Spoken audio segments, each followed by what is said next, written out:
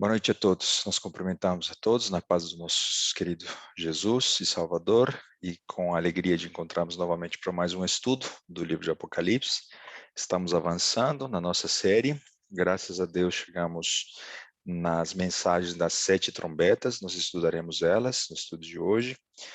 Não sei se vocês estão percebendo, incluímos mais capítulos daqueles que inicialmente a gente tinha pensado pelo meu próprio benefício, porque eu acabo estudando mais e com a alegria de poder compartilhar esses materiais com vocês.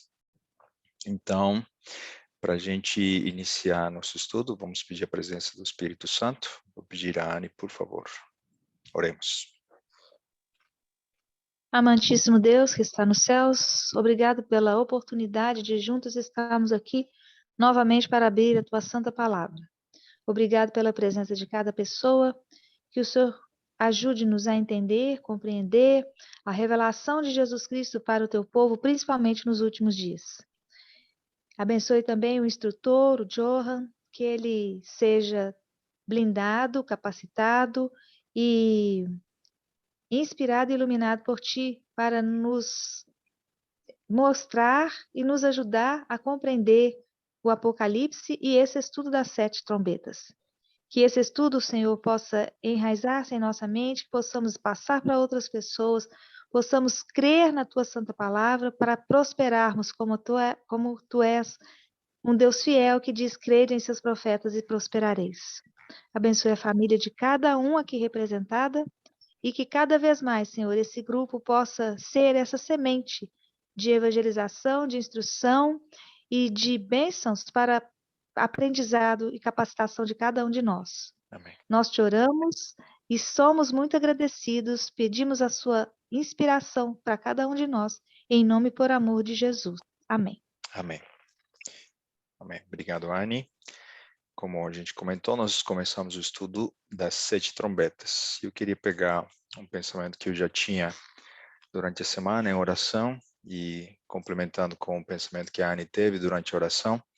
Creio que o objetivo aqui, muito além da gente compartilhar a palavra, é que cada um de vocês se torne um compartilhador, né, desse material. Se esse estudo faz sentido para você, estude, confirme e depois crie uma classe online, crie uma classe bíblica na sua igreja, crie um pequeno grupo, convide um vizinho, um parente seu. Eu, por experiência, desafio você a fazer uma oração. Que Deus envie a pessoa interessada para falar com você. E você vai ver como Deus vai atender e vai enviar pessoas. Às vezes a gente não consegue saber quem tem o interesse, né?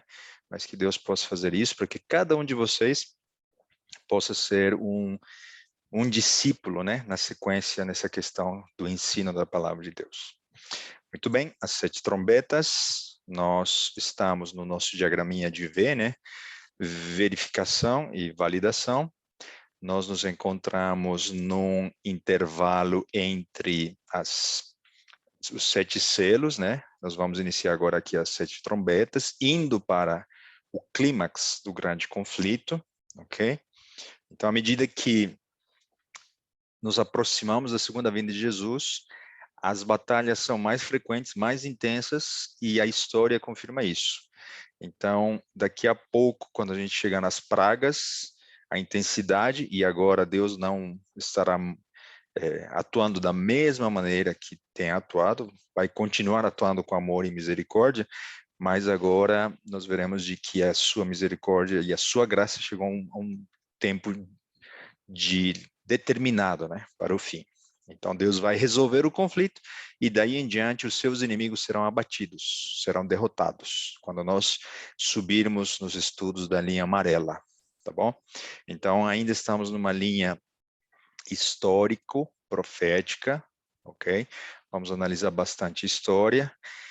E é nesse momento que eu queria dizer a vocês que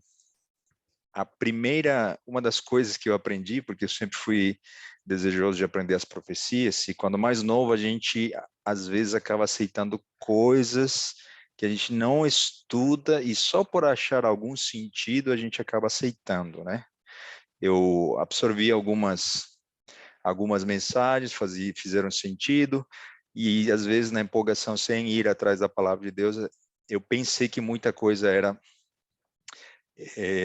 para o futuro, futurista, né? Poderíamos dizer assim. Mas humildemente, com a minha experiência muito singela, eu posso dizer para vocês que primeiro deveríamos, cada um de nós, estudarmos a profecia do ponto de vista histórico, para depois estudarmos e analisarmos a profecia de um ponto de vista futurista, tá bom? Por que eu estou dizendo isso? Porque existem muitos teólogos, inclusive pessoas que comentam no YouTube, e jogam as 7 igrejas para os últimos dias, os 7 selos para os últimos dias, as 7 trombetas para os últimos dias, e tudo vai acontecer antes da segunda vinda de Jesus. Muita atenção e muito cuidado, porque nem tudo é assim. Pode ser que alguma coisa seja projetada para o futuro numa segunda aplicação, mas não apenas no futuro e numa única aplicação, tá bom? Então, a história é uma profecia confirmada, né? E a profecia é uma história predita. Então, como nós não conhecemos o que ainda vai ocorrer com a história, e a profecia não dá todos os detalhes, nós não podemos cravar e dizer, sem chance de errar, de que em algumas questões proféticas dos selos, das trombetas, né, vão ocorrer ou estão dos nossos dias em diante, tá bom? Então vejam que Deus repete e avança, repete e avança. Ele fez isso muito no livro de Daniel, faz menos no livro de Apocalipse, e eu volto a trazer aquela questão, né? Nem tudo é sequencial no Apocalipse. Então não pense que o que está no livro, no capítulo 11, 12, é necessariamente, né, posterior ao que está no 1, 2 capítulos anteriores a esse que eu mencionei, a maneira de exemplo, tá bom? Então, apenas como uma introdução, como um conselho, para que primeiro vamos estudar o que os teólogos gastaram muitos anos, e nesse caso, não apenas teólogos, né, porque aí nós temos reformadores, Ellen White, inspirada por Deus, que dão a base para que nós possamos dar passos seguros, tá bom? A gente sabe, a gente vê que os sinais da volta de Jesus estão aqui, estão visíveis, mas isso não nos pode levar a crer que tudo está no futuro, tá bom? E que a escola tradicional ou histórica está equivocada, porque o texto, na sua simplicidade, parece indicar tudo para o futuro. Não é bem assim, tá bom?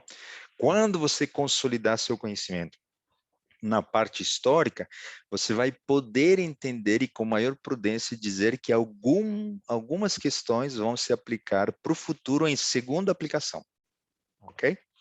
Então, isso é maravilhoso, porque a história se repete. A gente estudou Gênesis anteriormente, né? Caim e Abel projetam o grande conflito do Armagedão para o futuro, Elias, o terceiro Elias, né? João Batista, o segundo, e o terceiro que nós somos chamados, os 144 mil serão os que serão o terceiro Elias, nós estudamos isso na semana passada. Então, a Bíblia está o tempo todo entrando num ciclo e saindo do outro, e o ser humano errando e aprendendo a cada novo ciclo que ele entra, tá bom? Então, não é possível que exista um único ciclo para todas essas profecias e que elas estejam no futuro. A gente precisa se debruçar com muito cuidado na parte histórica, porque ela é a base, tá bom? Daniel é a base de Apocalipse, e sem estudar Daniel, a gente pode correr muito risco, principalmente se a gente olhar para um capítulo isolado dentro do Apocalipse e não fazer conexões que a profecia nos permite fazer, tá bom? Então, vamos adiante, nós estamos aqui, percorremos as 7 igrejas, né? Nós passamos os 7 selos, os 7 selos representam os períodos da história da igreja também, com outro enfoque, outra ênfase. As trombetas vão ocorrer em forma paralela aos selos e às igrejas, com outro público-alvo. Desta vez, são juízos severos para advertir ao mundo ao longo da história. Os inimigos que atacaram o povo de Deus serão atingidos nos elementos onde aparece, né, as trombetas, a terra, o mar, os rios e fontes das águas, o sol, lua e estrelas. Escuridão, abismo, aparecerão gafanhotos. Será que são insetos literais ou não? O rio Éufrates, um rio que vai aparecer em Apocalipse 17, por exemplo, né? As altas vozes, ok?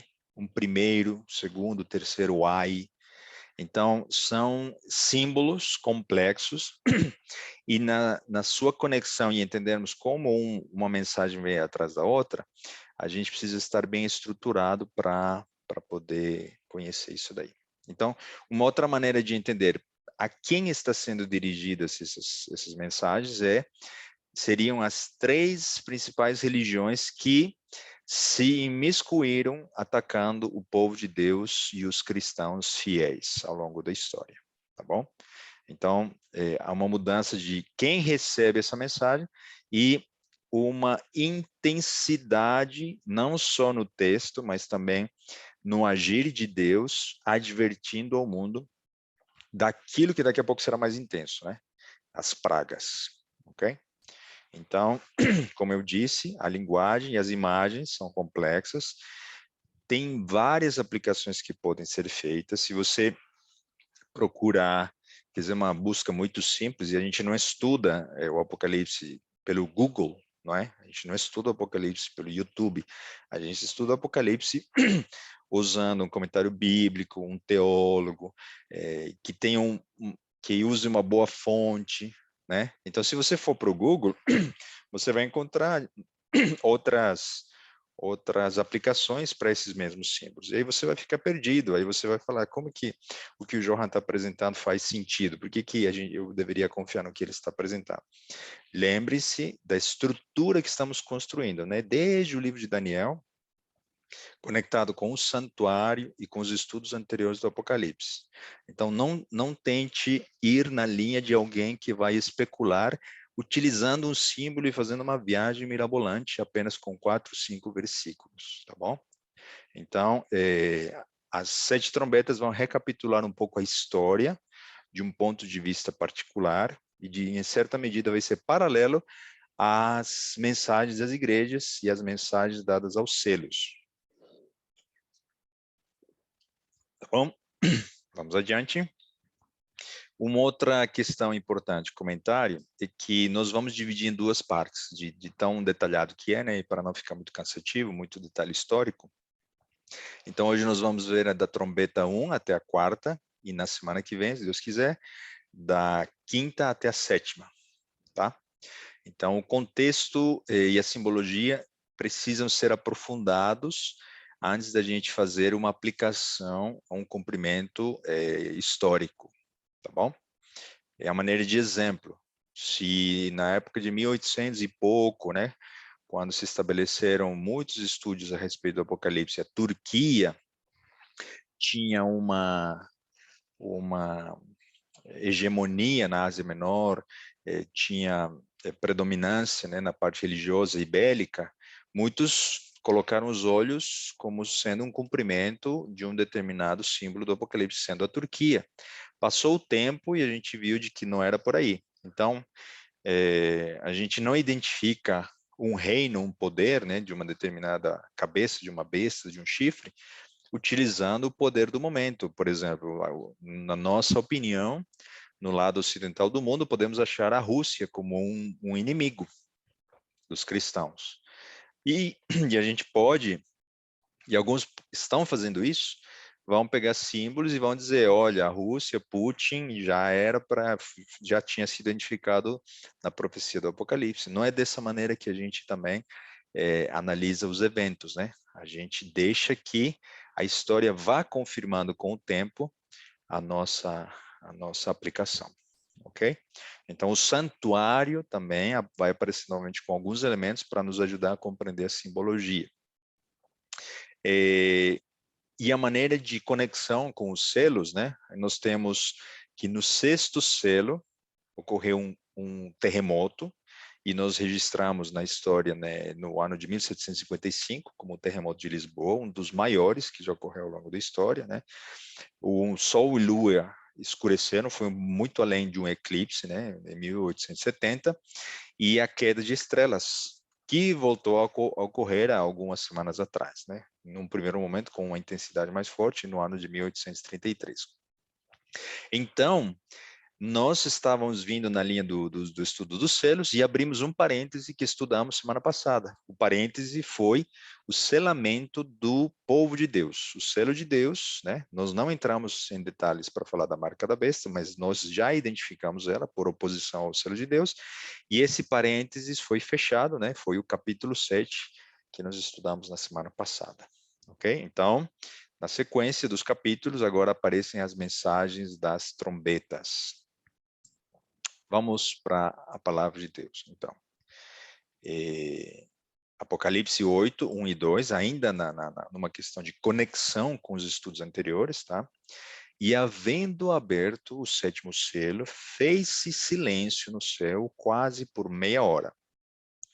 E vi os 7 anjos que estavam diante de Deus e foram-lhe dadas 7 trombetas. Então vejam que interessante, nós estamos no momento da história onde no texto, aparentemente, já estamos no último selo, ok? Por isso, alguns vão se enganar e dizer, olha, as 7 trombetas têm que ser necessariamente depois do 7º selo. Não é assim, ok? Então, numa leitura simples, você está lendo o 7º selo e daqui a pouco vem as 7 trombetas. Não vem exatamente na sequência, eles vão ocorrer em paralelo, assim como os selos ocorreram em paralelo às igrejas, tá bom? E aí existe uma conexão ao anjo da igreja de Esmirna, ao anjo da igreja de Laodiceia. Lembra-se? Agora nós vemos de novo. Agora, 7 anjos, mensageiros de Deus, que recebem mensagens de advertência. Eles vão receber 7 trombetas para darem 7 avisos. Ok? Versículo 3 e 4. E veio outro anjo e pôs-se junto ao altar. Qual altar? Dentro do santuário? Tendo um incensário de ouro. Ou seja, o altar de incenso, né? E foi-lhe dado muito incenso, para o pôr com as orações de todos os santos sobre o altar de ouro que está diante do trono. Essa expressão vai dizer e vai percorrer milhares de anos e vários séculos de vítimas da perseguição dos cavalos vermelho, preto, amarelo, de igrejas, né, que tiveram pessoas que morreram pela verdade, dos valdenses, dos romanos que matavam, né, no Coliseu Romano os cristãos, os primeiros cristãos. Então, todas essas pessoas que oraram por misericórdia e por justiça, principalmente ao longo dos séculos, estão sendo representados nesse elemento simbólico do santuário, ok? Então, por essa aplicação, de novo, estamos percorrendo vários séculos da história, não estamos jogando tudo para o futuro. E a fumaça do incenso subiu com as orações dos santos, desde a mão do anjo até diante de Deus. Ou seja, Deus está sempre e constantemente ouvindo. E ele, às vezes, não faz o que a gente gostaria do ponto de vista da justiça humana. Resolver com mão dura, criar uma sentença justa na hora, naquele momento, né, que um cristão é devorado por um leão, por exemplo. Onde está Deus? Onde está o Pai, né, de misericórdia desses cristãos mártires? Mas a gente vê que Deus ouve, ele se entristece com tudo isso, mas ele dará uma justa recompensa a todos aqueles que entregaram sua vida por amor a ele, tá bom? Então, Deus não está passivo, né, diante dessa situação que ocorreu ao longo dos anos. Então, o altar de incenso, o que representa? Primeiro, nós sabemos que o personagem central do Apocalipse é Jesus, e que ele é que cuida do seu povo, da sua igreja ao longo das eras, e ele é representante, né? Ele é o intercessor. Então, ele está em primeira instância ouvindo as orações de todos aqueles que estão clamando, né, por justiça. Então, o incenso é um aroma agradável que subia aos céus e representava orações. Por que se torna agradável as nossas orações? Porque nós oramos em nome de Jesus e clamamos pelos méritos dele para substituir os nossos pecados e nós nos adentrarmos espiritualmente no trono através da graça, né, dada por Cristo. Então, somente Cristo poderia interceder pelo homem. Apenas pelos seus méritos podemos ser ouvidos pelo Pai, né? E as orações devem ser realizadas apenas no nome de Jesus. E nesse aspecto, um parênteses bem curtinho, tá bom? O Pai Nosso não diz em nome do Pai, do Filho e do Espírito Santo. Não oremos em nome da divindade que se encontra na maneira de batizar corretas pessoas. Nós batizamos em nome do Pai, os pastores, né? Em nome do Pai, do Filho e do Espírito Santo, mas nós não oramos em nome do Pai, do Filho e do Espírito Santo. Nós oramos em nome de Jesus apenas, tá bom? Está virando um pouco moda, parece que fica bonito, mas não é bíblico. Pela expiação, também, essa questão da intercessão, né? Jesus morreu uma única vez como o cordeiro que tira o pecado do mundo, e o pedido de perdão nosso é uma maneira de limpar-nos, né, continuamente, através do sangue que foi derramado na cruz do Calvário. E dessa maneira a oração nos aproxima, né, a Deus. Então vamos adiante, versículos 5 e 6, na sequência. E o anjo é um oitavo anjo, né? Esse anjo que os 7 vão receber 7 trombetas, e esse oitavo, ele tomou o incensário e o encheu do fogo do altar e o lançou sobre a terra. Já é um sinal de que na liturgia do santuário há um avanço e nós estamos avançando na linha do tempo no aspecto de que o dia da expiação se aproxima, ok? O dia da expiação é quando Jesus abandona o lugar santíssimo e não existe mais graça. Então, quando isso ocorria é quando ele estava prestes a entrar no lugar santíssimo, ok? Num dia solene chamado dia da expiação.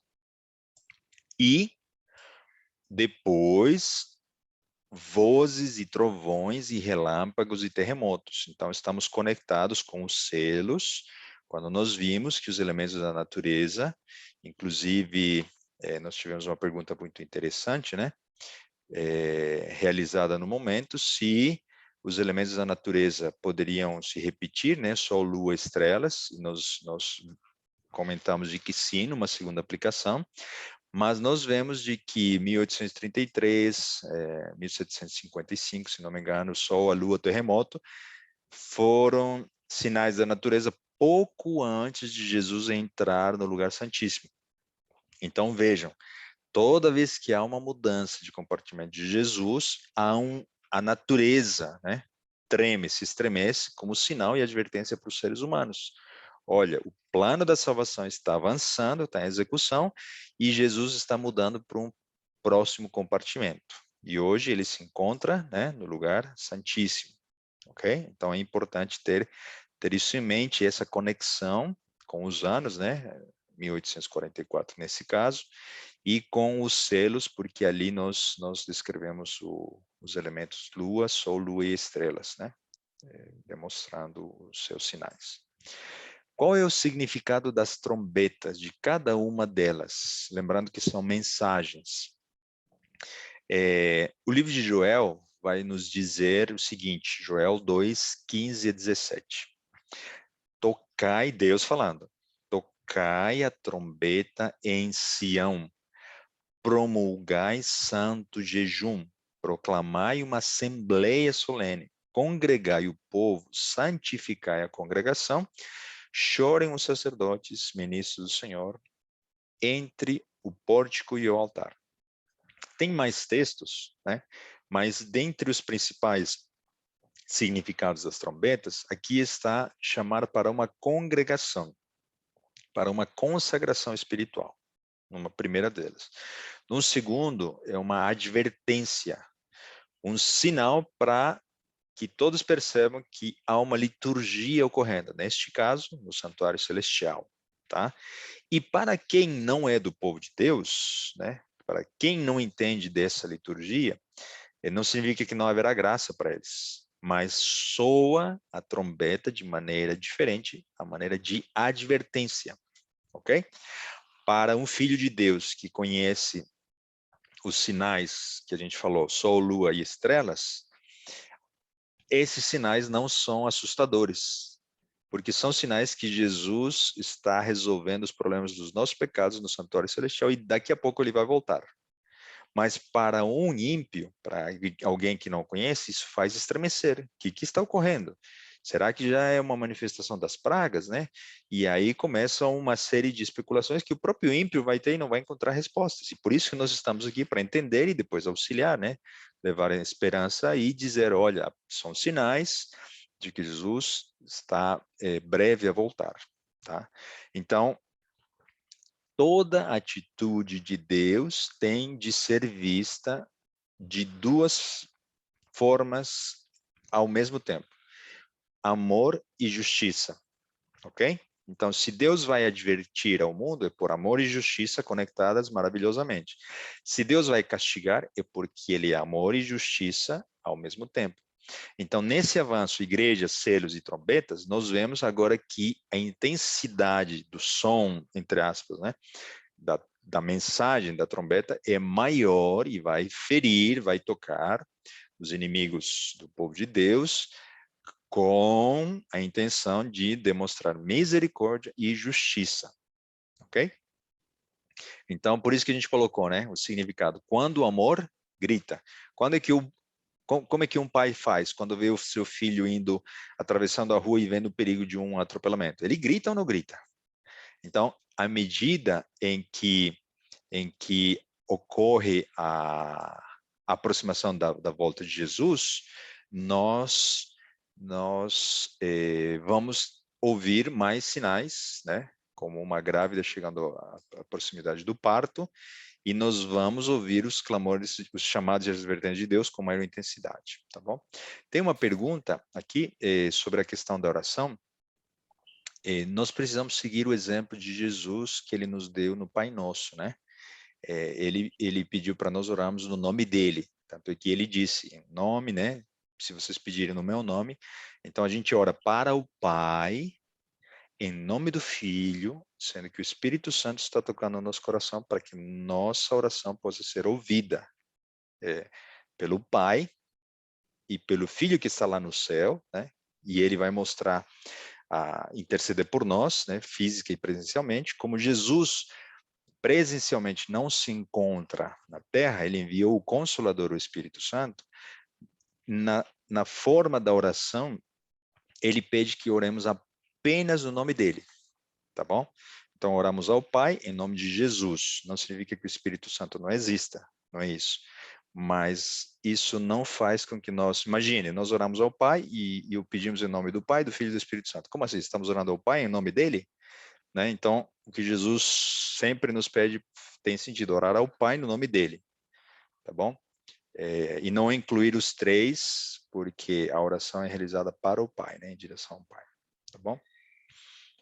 Não há nenhum problema durante as nossas orações, né? Durante o corpo do nosso coração aberto a Deus como um amigo, mencionarmos a divindade, né? Pai, Filho e Espírito Santo. Não há problema nenhum, não é isso que eu disse. O que eu disse é apenas que no final das nossas orações devemos finalizar em nome de Jesus, porque é isso que o texto bíblico diz e que Jesus pediu para fazermos, tá? Não finalizarmos em nome da Trindade, da divindade, tá bom? E se ainda tiver alguma dúvida, a gente pode trocar uma ideia no final do estudo também. Mas é bom que, como estamos ao vivo e a pergunta e o meu comentário talvez não foi esclarecedor, a gente fecha esse parênteses aqui novamente, tá bom? Essa questão do significado da trombeta. Levítico 25:9. Vejam o que diz. Então, no mês sétimo, aos 10 dias do mês, farás passar a trombeta vibrante no dia da expiação. Fareis passar a trombeta por toda a vossa terra. Então, nós estamos conectando com o santuário para dizer, olha, o dia solene do perdão dos pecados de toda a nação de Israel está se aproximando, e por isso Deus pediu para Moisés soar trombeta, ok? E no caso do Apocalipse, Deus está enviando 7 anjos para soar trombeta, enviarem mensagens de advertência para que o mundo seja advertido. Olha, o mundo em pecado está perseguindo os meus filhos, daqui a pouco vai acabar o tempo de graça. Essa mensagem mais dura é para que vocês se arrependam e voltem dos seus caminhos de pecado. Ok? Um parafraseamento muito simples, né? Eu estou tentando explicar dessa maneira como Deus está reagindo ao longo da história. Então, o evento chave aqui é a aproximação do dia da expiação. Por que é tão importante esse dia? E por que a natureza vai se manifestar, creio eu, também? Porque a graça vai terminar. Isso é solene, isso é crucial no grande conflito. Essa é a nossa última chance. Esse é o momento onde a gente entrega o nosso coração a Deus de forma definitiva, né, até aquele dia, e daí em diante não há mais oportunidade. Daí em diante são pragas para os que não aceitaram a graça, e proteção e um pouco de angústia muito intensa, né, para os que aceitaram essa graça. Então, por isso que Deus, no seu chamado de misericórdia, né, ele ainda envia essas advertências, ok? Êxodo 20:18. Todo o povo presenciou os trovões e relâmpagos e o clamor da trombeta e o monte fumejante. E o povo, observando, estremeceu e ficou de longe. Essa cena, essa ilustração está tentando trazer a vocês, né, a lembrança da cena da entrega das 2 tábuas da lei de Deus. No estudo do santuário, se Deus quiser, nós faremos na próxima série, mas quem teve a oportunidade de estudar comigo o santuário, nós identificamos que a entrega das 2 tábuas da lei de Deus configura uma mudança de fase de um pátio, onde os israelitas estavam no deserto, configura um lugar santo, onde alguns homens escolhidos, né, por Moisés e por Deus, subiram até um certo lugar no Monte Sinai, ok? O povo ficou no acampamento, tem o átrio, tem o lugar santo, entre aspas. Deus ainda não tinha dado a ordem de construir o santuário, mas Deus já está mostrando, olha, para chegar na minha presença, no lugar santíssimo, apenas um homem, Moisés, representando o sumo sacerdote, estará diante do meu trono, né, cuja base é a minha lei de amor, para receber as 2 tábuas. Então vejam que nessa cena, de novo, trovões, trombetas, cor, não só para demonstrar quão sublime, né, a presença de Deus, mas para demonstrar a solenidade do momento, ok? Então, Deus está repetindo as cenas do santuário, num primeiro momento no Sinai, no segundo momento na liturgia do santuário no deserto, e agora, na história, Deus está repetindo isso, né, através das 7 trombetas, tá bom? Então, fechado essa explicação do significado das trombetas, e a gente demorou um pouco, entre aspas, para explicar tudo isso, para que a gente consiga avançar um pouco mais rápido quando a gente falar, olha, a primeira trombeta é essa, a segunda, a terceira, tá bom? Para nós entendermos que Deus está alertando o mundo, ok? Apocalipse 8, versículo 7 diz, e o primeiro anjo, falando da primeira trombeta, ok? Primeiro dos 7. E o primeiro anjo tocou a sua trombeta, e houve saraiva e fogo misturado com sangue, e foram lançados na terra, que foi queimada na sua terça parte. Queimou-se a terça parte das árvores e toda a erva verde foi queimada. Como eu estava comentando, simbologia complexa. Se a gente pegasse cada palavrinha e a gente utilizasse um comentário bíblico, né, uma concordância, e colocássemos todos os textos possíveis, a gente demoraria nesse texto pelo menos 1 hora, no mínimo, ok? Então, a ideia também creio que não seja essa, mas se a gente pudesse resumir um pouco, esse texto não pode ser compreendido de forma literal. O que isso quer dizer? Que não esperemos que uma terça parte, né, das árvores deste planeta ou foram queimadas ou serão queimadas, tá bom? Não é um texto literal. Não está falando de árvores que nós conhecemos, está falando de elementos simbólicos que representam pessoas. Nós vamos ver se o povo de Deus, se os inimigos de Deus, ok? Esse sangue, há uma conexão com alguém morrendo, sendo perseguido, mas não é uma carnificina que vai ser exposta e vai ser vista, tá? Ainda não estamos falando das pragas. Mas vejam, estamos entre as pragas e estamos saindo dos selos. Então, a linguagem é mais dura, é mais forte, por serem mensagens de advertência, ok? Então, lembrem-se dessa perspectiva aí. Outros textos da Bíblia, para nos ajudar a entender o que é saraiva, né? Em que momento aparece fogo. Converteu as suas chuvas em saraiva. Quem converteu? Deus, né? Ou seja, ele converteu bênçãos em uma cena de juízo, saraiva e fogo abrasador na sua terra, só para a gente conectar com uma atitude de Deus. 3 textos bíblicos para que seja a Bíblia que se interprete e não sejamos nós que venhamos a trazer alguma especulação. Essa questão da terça parte, tá? Das árvores. Esta é a obra que há vez de fazer. Deus falando para o povo de Deus. Uma terça parte de vós, sacerdotes e levitas, ou seja, está falando para o povo de Israel e especificamente para os sacerdotes. Que entrais no sábado servirá de guarda, né? Eles serviriam de guarda da porta. Vejam de novo uma conexão dessa proporção 1/3 com uma liturgia do santuário. Isso para explicar a questão da terça parte. Salmos 1:3 vai dizer o quê?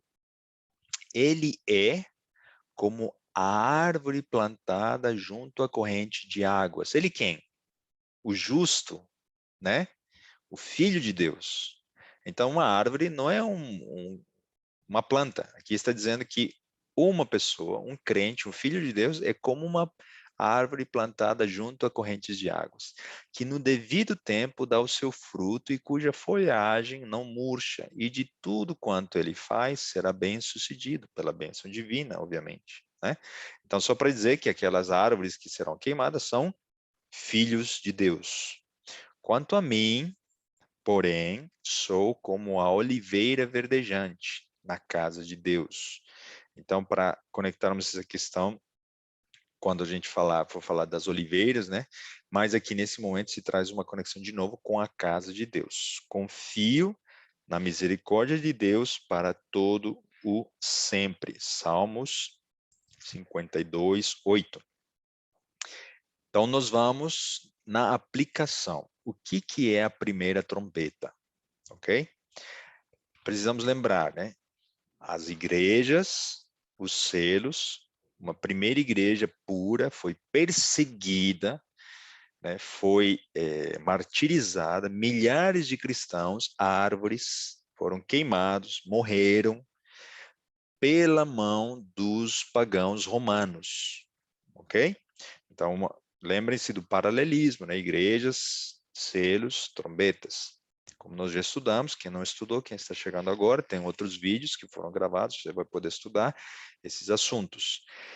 Mas aqui nós vemos que a destruição de Jerusalém, Mateus 24, né, ocorreu nas mãos dos romanos, no momento em que Vespasiano, né, e Tito eram generais, né, imperadores do Império Romano. Foi uma tragédia? Foi. Mas neste caso, quem é o público-alvo da primeira advertência? Senão o próprio povo de Deus. Israel sofreu essa tragédia. Eles foram esmagados, torturados, passaram fome, né? Cenas terríveis antes da destruição de Jerusalém. Deus teve misericórdia por milênios desse povo que recebeu luz, verdade e a sua palavra. O que eles fizeram com tudo isso? Rejeitaram os profetas, foram atrás dos ídolos, se corromperam, crucificaram a Jesus e apedrejaram Estevão. A misericórdia de Deus foi intensa, foi grande para com esse povo? Foi. Terminou um tempo de graça para eles? Terminou. Então eles receberam a sentença que creio eu que foi até menor daquela que eles mereciam, se a gente for falar em termos de justiça humana, né? Quanto eles perseguiram os profetas, os filhos de Deus que foram enviados para adverti-los, e como eles nem fizeram caso e rejeitaram. E a misericórdia de Deus terminou e eles foram castigados terrivelmente. E depois a gente poderia especular, mas nesse caso não se aplica, né? Primeira, Segunda Guerra, né? Perseguidos, dizimados por Hitler e os nazistas. 10 dessas tribos não existem mais. Hoje nós temos resquício do que seria da tribo de Judá e Benjamim. A gente poderia, do ponto de vista histórico, falar muita coisa, né, a respeito dessa primeira trombeta, mas a maneira de resumo, bem rapidamente, a gente aplica pelos textos bíblicos e as conexões que estamos fazendo, né, a todas, ao castigo dado ao povo de Israel.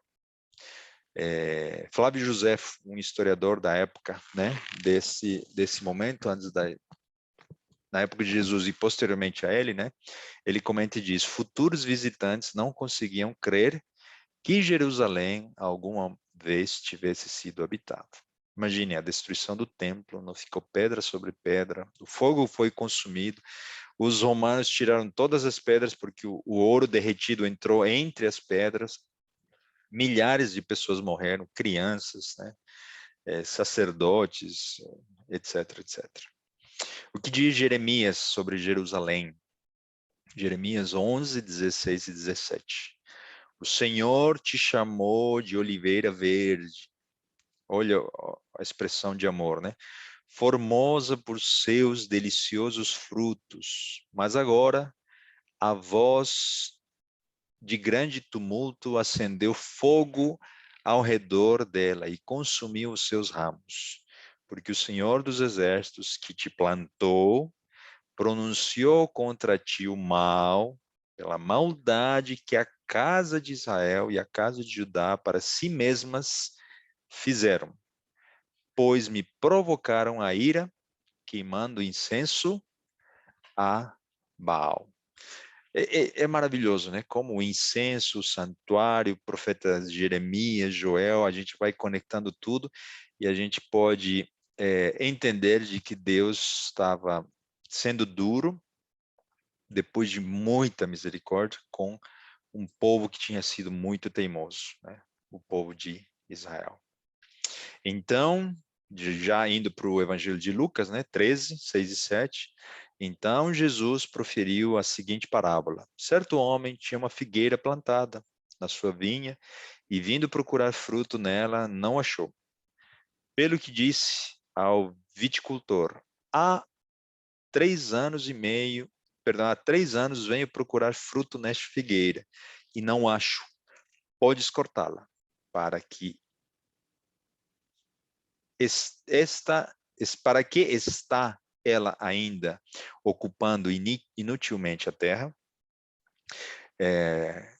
Deus precisou cortar. né? 70 semanas estão determinadas, estão cortadas sobre o teu povo. Lembra-se quando a gente estudou o livro de Daniel? 70 semanas de misericórdia, além de todas as outras, todos os outros anos antes dessas 70 semanas de misericórdia a favor desse povo. Uma outra parábola, né? O próprio Jesus daria a parábola do dono de uma fazenda que viajou e enviou vários mensageiros para falar com os servos, né? E esses servos matavam cada um desses enviados até o dia em que o dono da fazenda disse: vou enviar meu filho, eles vão respeitar meu filho. O que eles fizeram com o filho do patrão? Assassinaram o filho, achando que poderiam receber a herança, né, dessa propriedade, já que o herdeiro tinha sido assassinado. O que os judeus fizeram com Jesus? Assassinaram a Jesus. Então vejam como se cumprem, né? Jeremias, Isaías, com todas essas profecias. Ezequiel 9, 4 a 6. Passa pelo meio da cidade, pelo meio de Jerusalém, e marca com um sinal a testa dos homens que suspiram e gemem por causa de todas as abominações que se cometem no meio dela. Aos outros disse, ouvindo eu, passai pela cidade após ele, e sem que os vossos olhos poupem, e sem que os vossos e sem que vos compadeçais, matai a velhos, a moços e a virgens, a crianças e a mulheres, até exterminá-los. Mas a todo homem que tiver o sinal, não vos chegueis. Começai pela minha casa, começai pelo meu santuário. Que tristeza, né? Recebendo tanta luz, eles se comportaram dessa maneira. Esse texto tem várias aplicações. Num primeiro momento, creio eu, que representa os cristãos que oraram por todos esses pecados, perdão, os judeus que oraram pelos pecados que se cometeram naquela época, e aqueles que já se converteram para o cristianismo e se lembraram das palavras de Jesus, né? Quando virem o cerco, o sítio de Jerusalém, fujam para os montes. E como eles oraram e viram o sinal, eles fugiram, obedecendo a Deus. E creio que eles tinham esse sinal na testa, tá? Numa primeira aplicação. Numa segunda aplicação, nós fizemos com os 144 mil, né? Nos últimos dias, os filhos de Deus, com a justiça de Cristo, né, no seu ser, eles terão o mesmo Espírito de Jesus, ou seja, eles vão orar por todos aqueles que hoje estão em pecado e cometendo idolatria e cometendo todos esses pecados que são citados aqui, né, como abominação, na casa de Deus, no povo de Deus. Nós não estamos falando, nesse caso, de ímpios, estamos falando da igreja de Deus, ok? Porque não basta ser membro da igreja, precisamos ter o Espírito de Cristo através do relacionamento com Ele, né? Então, Mateus 23, 37 e 38. Jerusalém, Jerusalém. Olha, lembra-se quando Jesus chorou? E Jesus mesmo disse essas palavras? Que matas os profetas e apedrejas os que te foram enviados. Cumprimento daquela parábola, né, proferida por Cristo. Quantas vezes quis eu reunir os teus filhos como a galinha junta os seus pintinhos, debaixo das asas, e vós não o quisestes. Eis que a vossa casa vos ficará deserta. Numa aplicação futura, isso também vai se aplicar para o povo de Israel moderno, para o povo de Deus dos nossos dias. Nós vamos identificar esse povo, mas creio que muitos de vocês já conhecem onde se encontra esse povo e como nós, né, depois de tantos anos de conhecimento, do estudo da palavra, como nós estamos reprimindo a graça e o que Deus pode fazer através de nós, através da nossa negligência, né? Se nós não gerarmos frutos depois de conhecermos tantas verdades, depois de termos acesso, né, a verdades maravilhosas e o acesso ilimitado ao poder, à graça de Deus, Espírito Santo, nós seremos cortados como uma figueira. Se nós não estamos ajudando alguém a ir para o céu, nós não iremos ao céu. Então, isso, eu não estou dizendo isso para você pregar o evangelho, para você tentar se salvar. Não é isso, né? Não é a salvação pelas obras. Eu tenho certeza que você vai pregar o evangelho porque você ama as pessoas às quais você está tentando levar essas verdades, porque Cristo mora em você, né? Então, é o inverso, a motivação é que muda. Então, é nessa perspectiva que a gente está dizendo, né? Precisamos gerar frutos do Espírito Santo, não frutos externos, né? Não de aparência, ou de obras, meramente falando. Então, se a gente pudesse resumir, e a gente fecha aqui a primeira trombeta, a primeira trombeta simboliza os juízos divinos que sobrevieram a Jerusalém e à nação judaica quando o povo de Deus, o povo judeu rejeitou a Cristo e os seus seguidores. Está aí a referência de um teólogo, né, e mostrando todos os textos bíblicos que nos ajudam a levar nessa conclusão. Ok? Vamos adiante. Segunda trombeta, a gente vai passar um pouco mais rápido. Apocalipse 8, 8 e 9. E o segundo anjo tocou a trombeta e foi lançada no mar, uma coisa como um grande monte ardendo em fogo, e tornou-se em sangue a terça parte do mar. De novo, não é literal, não pensem, né? De forma direta e na literalidade desse texto. E morreu a terça parte das criaturas que tinham vida no mar, e perdeu-se a terça parte das naus. Vamos entender o texto? Apocalipse 17 vai trazer um pouco dessa sentença, ok? Veio um dos 7 anjos, que tem as 7 taças. Dessa vez não são os 7 anjos com as trombetas, estamos um pouco mais para frente no livro, são 7 anjos que têm taças das pragas, ok? E falou comigo, dizendo, vem, mostrar-te-ei o julgamento da grande meretriz que se acha sentada sobre muitas águas. Então, a segunda mensagem de advertência agora não é para o povo de Deus, ele já foi castigado. Agora é um povo que se assenta em multidões, povos e línguas, porque águas na profecia representam povos, nações, multidões e línguas, ok? Nós vamos estudar no devido momento essa sentença para essa meretriz, quem é essa prostituta, etc, etc. Mas eu estou trazendo esse texto só para dizer, olha, essas águas da segunda trombeta se referem a povos e multidões enganadas por uma igreja desviada da verdade, ok? Apostatada. Jeremias 51, 24 e 25 vai dizer, pegarei ante os vossos próprios olhos a Babilônia e a todos os moradores da Caldeia. Babilônia é um reino pagão, representando os ímpios, ok? Mudança de público-alvo da trombeta. Toda a maldade que fizeram em Sião. Eles provocaram perseguição, castigo, né, contra o povo de Deus? Sim. Eles também serão castigados? Serão. Diz o Senhor, eis que sou contra ti, ó monte, que destróis, diz o Senhor, que destróis toda a terra. Estenderei a mão contra ti e te revolverei das rochas e farei de ti um monte em chamas. Novamente, nós não estamos vendo aqui, não podemos cobrar isso da Bíblia, né? Uma literalidade nem de Jeremias, nem de Apocalipse. Mas, de novo, como estamos pegando os elementos, a gente poderia demorar muito se a gente pegasse cada palavra e analisasse. Mas de forma conectada, né? Estamos nos referindo a um grupo de pessoas que está em Babilônia, ímpios. Ok? Jeremias conectado com Apocalipse. Veja um comentário de Mervyn Maxwell, um teólogo, falando a respeito de mares, né?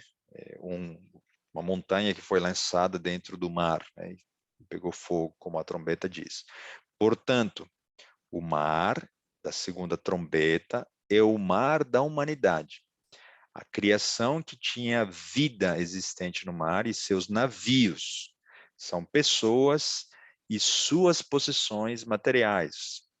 A montanha ardente que é lançada ao mar e que destrói os que habitam no mar e seus navios são rapinantes tribos invasoras, um complexo de povos hostis que se infiltraram em algumas seções do mar da humanidade. Tal invasão ocorreu no último século do Império Romano Ocidental, entre 378 e 476. À medida que os 10 reis, né, de Apocalipse 7, 24, avançavam pelas fronteiras de Roma. Então, estamos falando de quem? Das tribos bárbaras que foram utilizadas por Deus para fragmentar e desintegrar o Império Romano. Herodes fez mal, tentou fazer mal a Jesus. Pilatos, Tito, Vespasiano, todos os imperadores, os que jogaram os cristãos dentro dos coliseus romanos, todos eles mereciam castigo. Deus usou as tribos bárbaras para infringir a sua justiça naquele momento. Não é a final, não é a morte, né? Final, não é o inferno, mas aqui eles já estão recebendo a justiça divina através dessa figura, né? Uma montanha, né? Ardente sendo lançada, são tribos invasoras que destruíram e fragmentaram o Império Romano. Uma outra referência, né? Edward Gibbon fala da tentativa romana de depor Genserico, nessa luta com os vândalos, né? O líder, o general dos vândalos, do domínio do mar. Então, ele partiu rumo ao Cartago, numa frota com 1.113 navios e mais de 100 mil homens. Ok? Então, houve uma luta, guerras, defesa, Roma tentou se defender. Genserico pediu maliciosamente 5 dias de prazo para negociar sua rendição. Então, ele triplicou seus navios, por isso que aparece, né, na segunda trombeta, os navios que estão no mar, porque houve um cumprimento histórico nessas batalhas duras que ocorreram no mar mesmo, né, no mar Mediterrâneo, ok? E ele triplicou, então, seus navios com material inflamável e os arremeteu contra a frota romana, destruindo pelo fogo quase metade dos seus efetivos. Então, a mão de Deus estava ali também, né? Permitindo que a mudança, que Roma imperial parasse de ter todo esse poder perseguidor, ok? Então, a segunda trombeta representa os juízos que cairiam sobre o mundo romano ocidental, ok?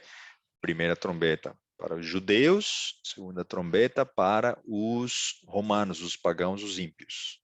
Terceira trombeta, Apocalipse 8, 10 e 11. E o terceiro anjo trocou a sua trombeta e caiu do céu uma grande estrela ardendo como uma tocha, e caiu sobre a terça parte dos rios e sobre as fontes das águas. Não espere que a história mostre um cometa para você, tá? Não espere que isso tenha sido registrado ou vá ocorrer no futuro. E aqui nós vemos um problema muito sério para a aplicação futurista, né? Como ele poderia, de forma conectada com a Bíblia, jogar dessa maneira isso ocorrendo no futuro, tá bom? É um quebra-cabeça para qualquer futurista, né? Apenas entender a primeira, segunda, terceira trombeta, ok? E o nome da estrela era Absinto, e a terça parte das águas tornou-se em absinto, e muitos homens morreram das águas, porque se tornaram amargas. Vamos adiante. Então, na sequência das igrejas e dos selos, né? Depois da perseguição veio o quê? Veio o engano, né? Contra a igreja, que estava já numa segunda fase. Então, fala-se aqui dos hunos, né? Uma outra tribo, sob o comando de Átila, como um cometa. E aqui não é literal, né? É uma figura literária, os historiadores descrevem a rapidez que ele teve, ele arremeteu novamente contra Roma. Esse absinto simboliza as amargas consequências dessa invasão. Ele pilhou o norte da Itália e da Gália, né? Ele era um homem guerreiro.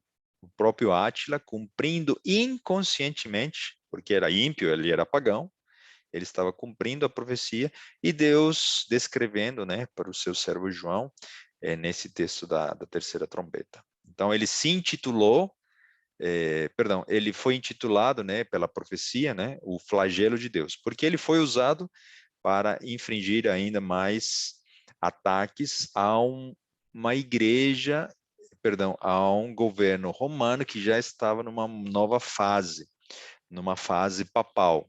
Roma imperial já tinha recebido um castigo e agora nós estamos mudando de fase com Roma papal.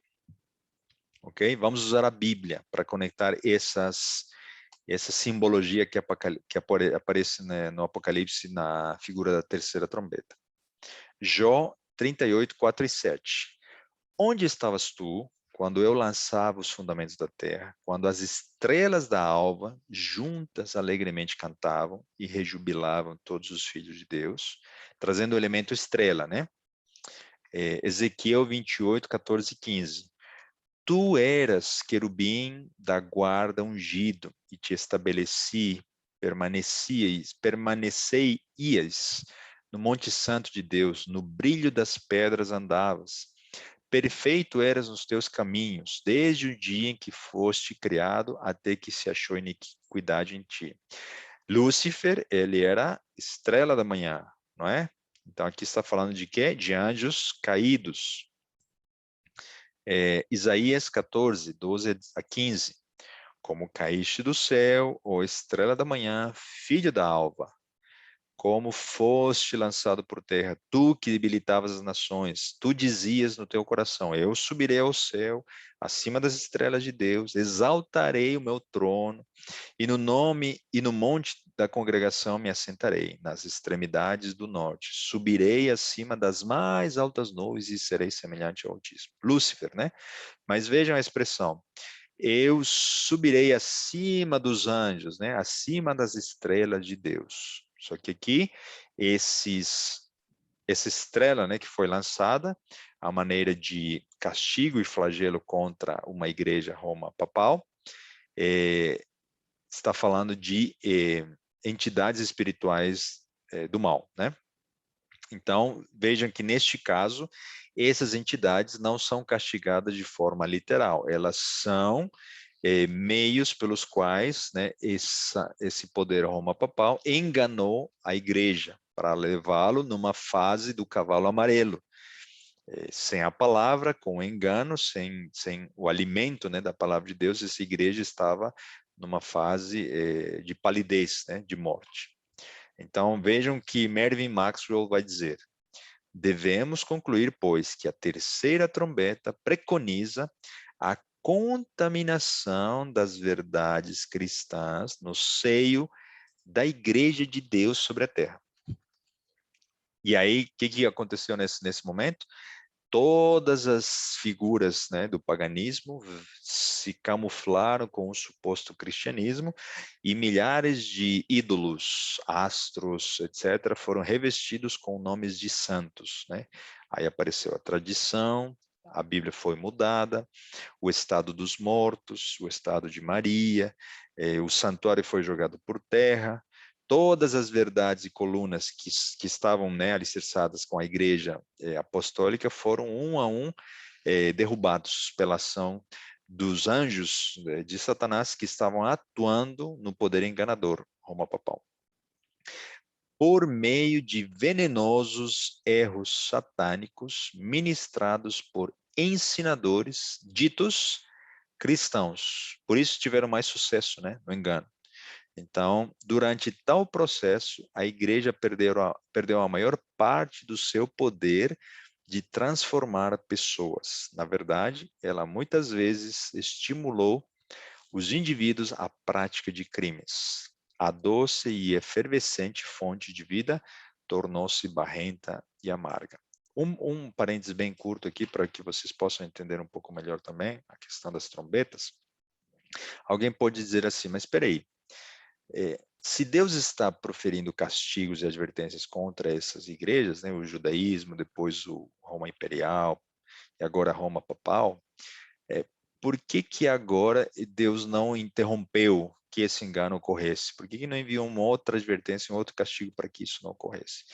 Aqui precisamos entender de que no grande conflito, como se fosse um grande xadrez, né? Um jogo de xadrez. Deus faz a jogada, Satanás faz a sua, e assim a luta entre o bem e o mal vai ocorrendo, com o livre-arbítrio dado para ímpios, povo de Deus, generais, governantes, papas, césares, você e eu, né? E então o inimigo aqui está fazendo uma outra jogada nesse grande conflito. Já que ele foi destituído do poder, né, de perseguir e matar os cristãos, agora ele muda de estratégia para tentar levar as pessoas para a morte eterna através do engano. Então, já que Deus proferiu um castigo à Roma Imperial, ela foi fracionada, então agora o inimigo vai tentar usar outra estratégia. E Deus vai permitir por um tempo, e Deus vai executar uma mensagem de advertência, e o inimigo vai mudar de estratégia, e assim por diante, tá? Então, tenhamos isso em mente também, tá? Então, Deus não resolve todo o grande conflito já na primeira igreja, na segunda, terceira, quarta trombeta, ele bem poderia, mas tudo no seu devido momento, tá bom? Deixando que o inimigo mostre a sua cara, né? Nessas estratégias, nesse jogo de xadrez do grande conflito, e Deus mostrando que ele é misericordioso, né? E justo. Ok?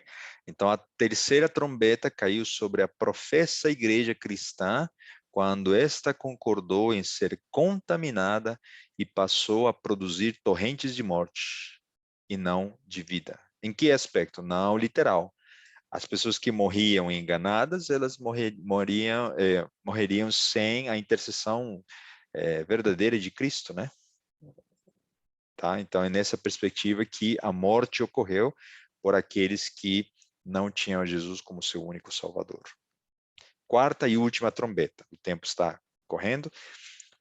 Apocalipse 8:12. E o quarto anjo tocou a sua trombeta, e foi ferida a terça parte do sol, e a terça parte da lua, e a terça parte das estrelas, para que a terça parte deles se escurecesse, e a terça parte do dia não brilhasse. E semelhantemente, à noite, novamente, né? Terça parte, né? Agora sol, lua e estrelas. Aqui nós vemos agora, vejam o comentário de Mervyn Maxwell. A quarta trombeta forma um paralelo com a igreja de Tiatira, que é a quarta igreja. Com o chifre pequeno também de Daniel 7 e 8, que representa Roma papal, e ela faz com que nossos olhares se volvam para o escurecimento da verdade acerca de Deus. Então, uma ênfase maior no engano, ok? Ele prosperou por 1260 anos, como Daniel advertiria, né? E o próprio livro de Apocalipse, quando nós chegarmos a esse detalhe. Então, a Idade Média, a Idade Escura, o controle da palavra de Deus, apenas o latim era impresso a Bíblia, né? E só o alto clero poderia ler a palavra de Deus. Então, tudo que o inimigo plantou na trombeta anterior, agora ele está colhendo em termos de engano, né? Ele chegou aonde ele queria, atingir a verdade a respeito de Deus. E a respeito do ministério sacerdotal de Cristo, né? A essência do santuário, o contínuo, né? O tamide no santuário celestial. Apenas a terça parte da luz deixaria de brilhar. Em 1054, a Igreja Católica Romana excomungou a Igreja Greco-Ortodoxa e seus milhões de membros, porque estes insistiam em continuar guardando o sábado do sétimo dia. Aí houve uma divisão, tá bom? Histórica da Igreja Católica excomungando a Igreja Ortodoxa. Por isso nós temos no leste europeu, né, representantes da Igreja Ortodoxa, né? Ok? Elementos bíblicos. Mas para vós outros que temeis o meu nome, nascerá o sol da justiça. Está falando do quê? Não é o sol literal, né? Na quarta trombeta. O sol da justiça trazendo a salvação nas suas asas. Quem é o sol da justiça? Deus. O inimigo está trazendo enganos em relação ao próprio Deus. A cidade não precisa nem de sol nem de lua para lhe darem claridade, pois a glória de Deus iluminou e o Cordeiro é a sua lâmpada, né? Jesus, o Pai, como sendo a luz, né? Esse sol. A vida estava nele e a vida era a luz dos homens. A luz resplandece nas trevas, a saber, a verdadeira luz, que vinda ao mundo ilumina todo homem. Fonte de luz, Deus. Enquanto estou no mundo, eu sou a luz do mundo. Uma afirmação feita por Cristo em João 9:5. Então, se a gente pudesse resumir, a trombeta, a quarta trombeta, forma um paralelo com isso aqui. Desculpa, isso aqui está repetido, tá? Eu vou corrigir depois. Então, a quarta trombeta foi a subsequente escuridão da Idade Média, o que eu estava explicando há pouco, tá bom? Uma ênfase maior no engano, a escuridão na verdade das verdades bíblicas. Uma explicação e aplicação alternativa, né? Essa questão do engano. Em 476, Odoacro, frente aos Érlulos, tomou posse de Roma. A terça parte do Sol, Lua e estrelas deixariam de brilhar. Isso aqui é uma aplicação alternativa. Então, alguns teólogos aplicam que esses elementos simbólicos representam essas três estrelas, realeza, consulado e senado. Só para não confundir vocês, mas só para dizer, né, que essa aplicação seria menos conexa, né, com o que a gente está mostrando, a Bíblia e a questão histórica. Então caiu então a parte ocidental do Império Romano e abriu-se o caminho para a ascensão do anticristo, aquele que se colocaria no lugar de Deus, né, que se assentaria em Roma e cuidaria em mudar os tempos e a lei. Então, em certa medida, não se aplica a anjos, né, do mal enganando a igreja, mas se aplicariam a elementos de autoridade romanos, no mesmo intuito, né, de enganar, tá bom?